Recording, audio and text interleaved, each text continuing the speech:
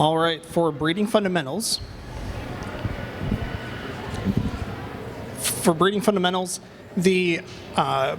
Anytime you're breeding animals, it's important to have a goal in mind before you do it, and then also have an outlet for the animals that you produce, and have a plan for that. So whatever your goal is, if it's to produce them for your county fair, for a state fair, to show them at shows, to have them for a unique color as a pet, it's important to have that important purpose for them.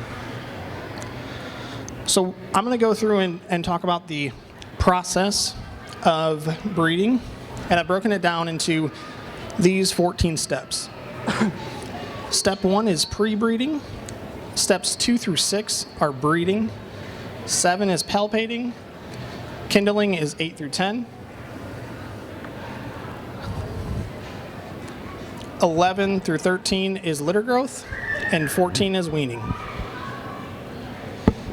So when we're pre-breeding, we are inspecting both the doe and the buck and making sure that they're healthy and in adequate shape to breed. So this is where, when you're doing the normal showmanship steps, and why we do showmanship, we're using that similar process in our own barns to identify, to make sure the rabbit's healthy and that they're fit to be bred. Because we don't want to have animals that aren't fit to be bred and breeding them, because that could cause more harm to them. As well as we don't want them to have some type of a disease, because if it has a disease and it's transmittable, it would be giving it to the other animal that it's being bred with. So when you're going through, you want to check all the areas like you would in showmanship and make sure the animal doesn't have any kind of disease to it, and that they are getting good overall physical health and condition. When you're examining the doe, I have an example of one that's a doe that's not in heat and the doe that is in heat. The doe that's not in heat on the left is more light pink in color and smaller, whereas the one on the right is more enlarged and a deeper pinkish purple. So a doe on the right, though, is more receptive and wanting to be bred, and it has a higher likelihood of having conception. For a buck, this is an example of a buck that would be healthy. So the first step is taking the doe to the buck's cage. And we do that. Does are extremely territorial, and by having them be very territorial, they could do harm to the buck if we brought the buck to the doe's cage.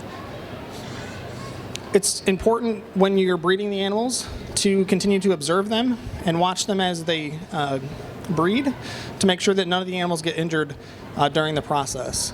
I think one of the biggest things that inexperienced people do while they're breeding animals is that they'll put them together and let them be in the cage for 24 hours or something like that, and it does expose both of them to being able to be hurt from the other one. So when we're breeding, there's 2 forms. You could either do cage breeding or table breeding.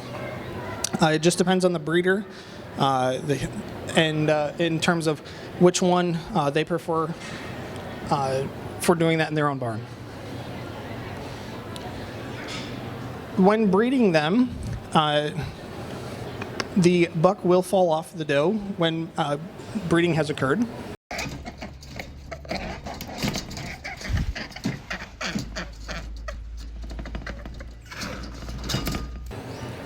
We do have a variety of videos on that on the Rabbit Tutor page. To increase the likelihood of conception and that the doe is pregnant, you can repeat steps 2 through 5 several times. In our barn, what we'll do is we'll breed the doe, and then after they've bred, take her out and put her back in 5 minutes or 10 minutes or so. and then wait between 8 to 12 hours and do the process again. We do that because rabbits are induced ovulators, which means that the eggs are released when breeding occurs.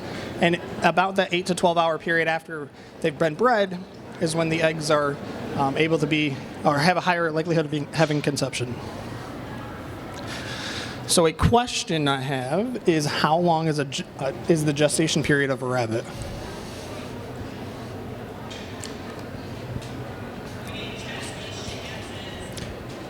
It's 28 to 32 days. So when you have after you've bred the doe, this is an example. I'll count down 4 days on the calendar, or 4, 1, 2, 3, 4. That's the day that we will end up putting the nesting box in, and then we would expect her to have the babies 2 days after that. But then that gives it time, in case the babies did come early, to make sure that you have the nesting box in there for that. If you and we wait to put the nesting box in on day 28, because if you do it too soon, she'll start using it as a litter box, and as a result of that, she's not going to use it to actually have the nest with the babies in it. But on day 14, so 2 weeks, on day 14 is the time if you wanted to palpate the rabbit, you could. And what we mean by palpating is getting the doe out of the cage, putting her on a table, grooming table, some type of carpeted surface, and feeling in her abdomen. And if you, we have an additional video on this that goes more in depth, but the simple version is that you're feeling for what feel like the size of a grape on the inside of the doe, and you can actually feel how many kits are there at that time. As you have more and more experience, and you compare one that you think is bred, and you're trying to see if it does have babies in there or kits in there, versus having just another rabbit out, you can start feeling those differences between the two. I think that's a great way to learn how to palpate and confirm that the doe is pregnant. Another thing you could do is you could test breed and breed the doe again to a different buck or to the same one to ensure that she is bred. Typically, if you test breed like that and the doe is bred, she usually will not want to be with another buck. Okay, now day 28. So 1, 2, 3, 4, 4 weeks in, so day 28. We have nesting boxes. There's a number of different options for nesting boxes. I have 2 examples here, a wooden one, a metal nesting box.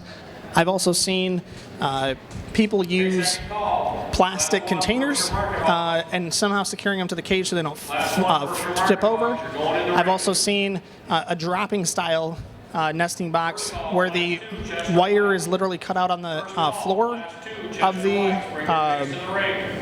cage, and that the box is down below it. I have used both wooden and metal ones in my rabbitry. The advantage to a wooden box at this time of the year is, with how cold it is, it's extremely hard to keep the babies warm once she does kindle, and so that increases the chances of success of actually having the litter. Drawbacks, though, to it is bacteria. Bacteria stays inside that wood a lot more readily, and it gives the chance for diseases to pass more easily as well. And also, like in this one where there's no drainage holes, if the babies obviously need to go to the bathroom, it can get high amounts of ammonia and urine and manure in there, which could hurt the health of the animal. There's also metal nesting boxes. The advantages to those is that there's less cage space taken up because it's not as thick. These ones, like metal ones, I think is more commonly that they have that detachable floor to them. So an advantage of that is that If you have a litter, there is any kind of blood or anything after the doe had kindled, or the manure or urine and such, by replacing that board, it reduces the chances of diseases spreading and the next litter being happy or healthy. Disadvantages, though, it's definitely way colder in the wintertime, so that gives a chance where the animal or the babies may not have as great of a success rate as other alternatives. And you can get these for the variety of different cage dealers that are here at shows, as well as a variety of different places online. All right, so let's talk about nesting box materials. What are the common materials in nesting boxes? What do you guys think? Go ahead.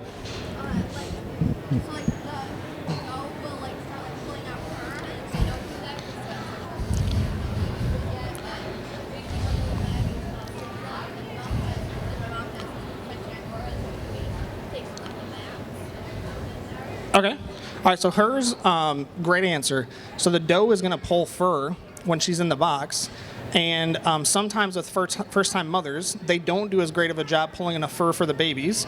And so she'll save back fur from other litters. Is that what you said? No, just make New fur. Is that what you said? fur that we grew up. Oh, fur that you groom off of the rabbits because you have Angoras, okay. And then you'll use that inside of the box to make sure that there's a good area or good place for them to have warmth. Awesome, awesome. Other things that are commonly used, I know, are straw, right? Having the straw in the box as the base. Some people use sawdust. I've also heard of people using like orchard grass as a base, and find something that works for you. I think that as you talk to more and more breeders, there's not a one-size-fits-all. I mean, I definitely I like using straw, but I've seen people be successful with just having sawdust in the box, and others doing a combination of both, some putting some of the orchard grass in there. Similar to what you were saying on the having the extra Angora fur, is there's this fake fur stuff that you can get from a variety of cage suppliers. What it does is that it's an additional way to give warmth to the rabbits, and it does kind of just insulate them in there. All right, so we've built the box. We've taken the box. We've put some straw in it to make it ready. The doe jumps in. She starts pulling fur, just like you said. And then we wait for a couple of days. But the doe's working hard in the nesting box to get it ready to kindle. All right, the next question. The doe just kindled. It's now day 30. What should you do? How soon after a doe kindles should you handle the kits? Go ahead. Probably like a few weeks, like after they like start opening their eyes. Okay. Maybe like start like being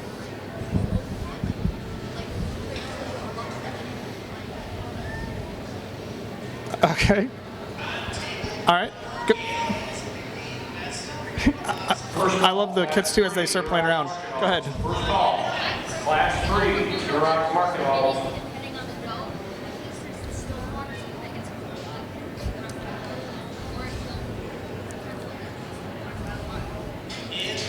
Yeah, and that's the right answer, right? So you want to start, or you want to go into the litter immediately after she's kindled, for what you said. There may have been a stillborn one that didn't make it during delivery, and you want to get it out so it's not, like, especially in the wintertime, it's not just turning into an icicle and freezing the other ones. You also want to just make sure that if there was extra blood or anything else with birth, that you've taken it out so that it's not attracting predators, and so that the box is clean. Oftentimes there is also blood inside the box, and so like pulling that out to make sure that it's gone, so that you don't, in the summer you don't have flies or any kind of predators coming in is super important.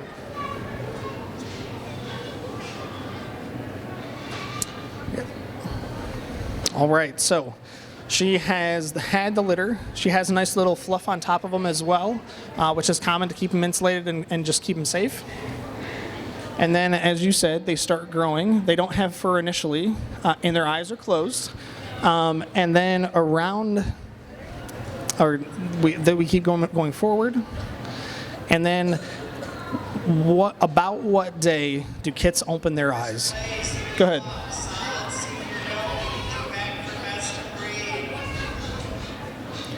Yep. So it's right around 10 days of age is the most typical time when they open their eyes, and there's a little variability to that, but it's typically right around when they open their eyes. So these guys are right at about that 10 day age, not 10 weeks. And they're awful cute at that stage. And then they're starting to move around like you were saying.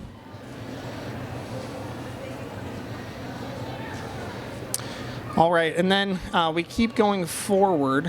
What are the baby rabbits or kits eating for the first few weeks?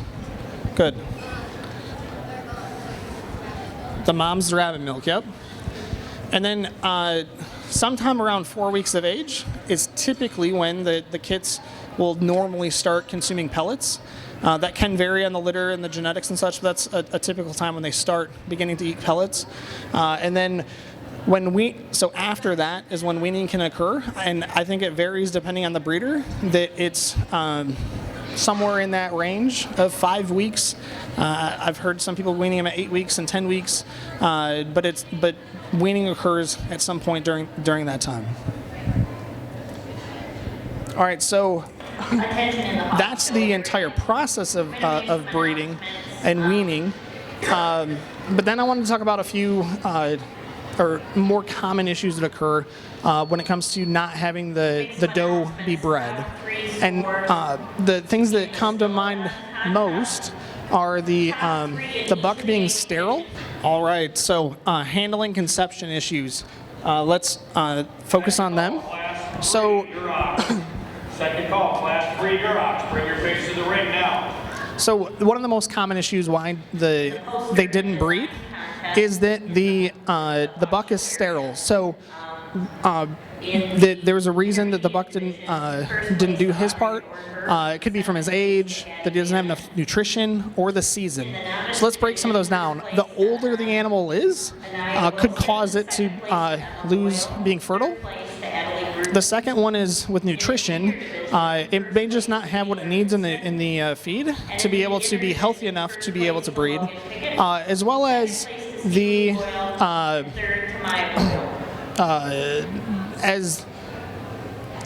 and then the last one is season. In the wintertime, the rabbits need more feed and energy to be able to have what they need to continue to breed and to successfully breed. In our livestock judging and hog show judging. And then these are similar, right? So the old age, like we talked about, and the poor physical condition. So an animal that's very thin in flesh condition doesn't have the right fitness to it to be able to actually conceive. In the intermediate division, first place to Rachel. So let's think about some other things that cause conception issues. So there's sore hocks. An animal that has sore hocks is one that's not in breeding shape or breeding condition. So it would have failed in that very first step that we did, where you're wanting to make sure the animal is healthy and fit.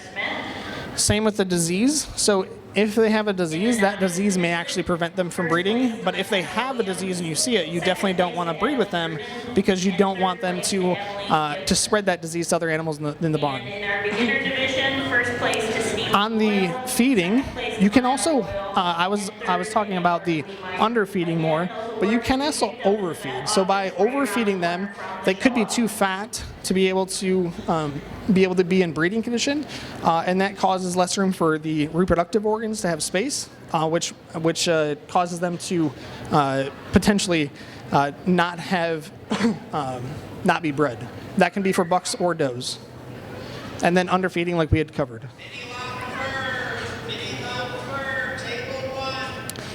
Just diving a little bit deeper on the season. So in the cooler temperatures, they need a little more feed to them to have the energy to do it. Is important. Whereas in hot temperatures, it can just be too hot and the bucks aren't fertile, and they shouldn't breed because there's just so much stress in their environment, which is not, which can be detrimental to them. What questions do you guys have? Go ahead. So I just Wait, I'll let you do it. You do it. All right. I've got a doe who was proven when I bought her. She was about 1 year old. She was a little bit overweight. We've got her down to a pretty good weight now. I have bred her probably 12 times with no luck. Do you have any advice? I've used different bucks that also are proven, but So, how long has it been since the last time she had a litter? when I first bred her, it had been a couple months. Okay, only a couple months. Okay. Okay, so if you had her originally and it was only a couple of months, but she still was overweight at that point? Okay. So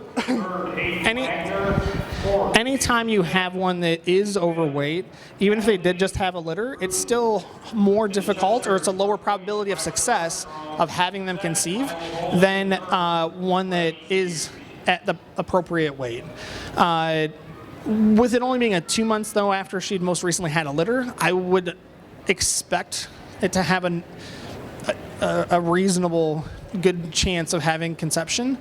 At the same time, the longer it goes, I would say that if it's say that it's been a year since they've had it, and it was a doe, it's very difficult from my experience to get them to start breeding again. And so that's one of the things that I think that we look at this a lot for kids that breed for county fairs for meat pens, is that they'll only breed them that one time a year, and then they're disappointed that they didn't have success when they bred it again because it worked last year. And the reality is their body just fills with fat and things that prevent them from being able to conceive and be bred. And so it's surprising that if they had just had them within the last 2 months, that you would have had that hard of a success rate. It's hard to know for sure what the issue is. Oh, she was very overweight though at that point.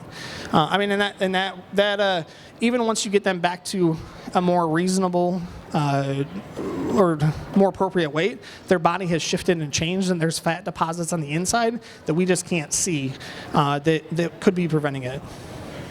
What other questions you guys got? Go ahead. I'm having my first litter, like my first litter at my rabbitry.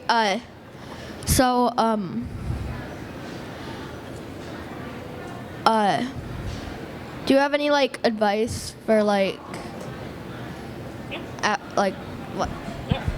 So the biggest thing, I think, if it's the first time you've had a litter, is to put the nesting box in around day 28. I've heard all kinds of different things where people put them in way earlier than that, like right after they bred them, and that's not a good idea because anything earlier than that, like right around day 28, the doe will start using it more as a litter box instead of using it for babies. So I think that's a huge thing. And then just keeps feeding her similarly as what she had been prior to being bred. And then right after she kindles, make sure you go in and or have your parents help you go in and pull out anything that's extra outside the kits. Keep the fur in, but anything outside of that. Other questions? Go ahead. For you. So my past couple of litters, I have had does having litters on the wire. One of these was a first-time mom, so I get it, it happens. The other one was proven great mom before, and just it's a new problem. My last 3 litters I've lost, and then I've saved a few of the babies, warmed them back up, got them in a box separate from the mom with replacement hair, and they die about day 2 every time, and they're being fed. I don't know if you think maybe that could be a bad milk issue, or I don't know if I should remove the does from the breeding program. So it's hard to diagnose when I'm not seeing it. So I'm partially guessing, right? But things that go through my head if something like that happens. There's both genetic aspects to them breeding and having good litters and just being great moms that pull a lot of fur and actually are great milkers. We see that in other livestock, right? On dairy cows, we know which ones produce more milk. Same thing in rabbits, we just don't track it the same way. So there's the genetic aspect to just how they functionally are better at being a mom.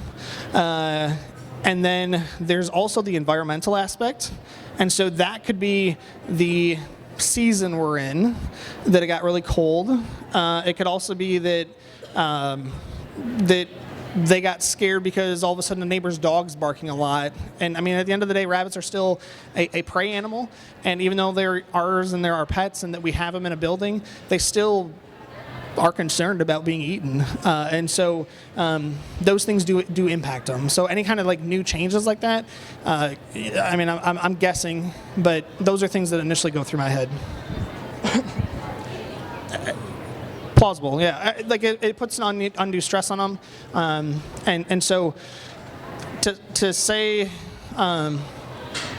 yes, I think the genetic aspect is a trait that breeders like ourselves will select for over time. We want great moms that produce great, show quality animals, but part of that is that they just do a great job on kindling, on pulling fur, and milking them and having them grow correctly.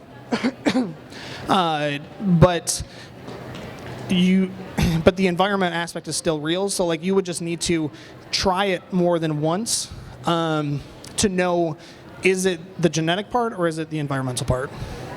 Yep. Hi everyone, it's David with Rabbit Show.